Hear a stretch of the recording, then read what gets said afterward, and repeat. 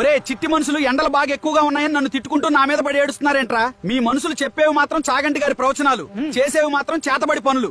ఊరంతా తారు రోడ్లు సిమెంట్ బిల్డింగ్లు వేసుకుని ఏసీల వేడిగాలి పక్కింటోడి ముఖాన్ని కొడుతున్నారు కదరా.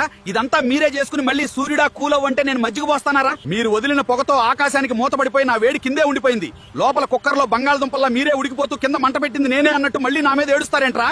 అసలు ఎండ మీద పడకుండా కాపాడేది చెట్లు. సెంటర్ లో ఉన్న మర్రి చెట్లు, రోడ్డు పక్కన వేప చెట్లు అన్ని నరికేసి అద్దాల మేడలు కట్టారు. ఊరంతా అద్దాల మేడలు కడితే గుండు గోలీ సోడాల పొగలు కక్కకుండా ఇంకేమవు. మీ అందరికి ఒక మైండ్ దొబ్బే నిజం చెప్పనా? మీరు తెచ్చుకున్న ఈ ఎండలతో ఏసీలు, ఫ్రిడ్జ్ల కంపెనీలు వాళ్ళు 20,000 కోట్లు, ఐస్ క్రీమ్లు, కూల్ డ్రింక్స్ వాళ్ళు 25,000 కోట్లు దండుకుంటున్నారు. ఇలా ఒక్క ఏసీలు, కూల్ డ్రింక్సే కాదు, దేశం మొత్తం మీద అన్ని కలుపుకుంటే ఈ ఒక్క ఎండాకాలంలోనే 1,00,000 కోట్లకు పైగా వ్యాపారం జరుగుతుంది. మీరు తప్పులు చేసి ఏడుస్తున్నారు, వాళ్ళు 1,00,000 కోట్లు నొక్కుతున్నారు.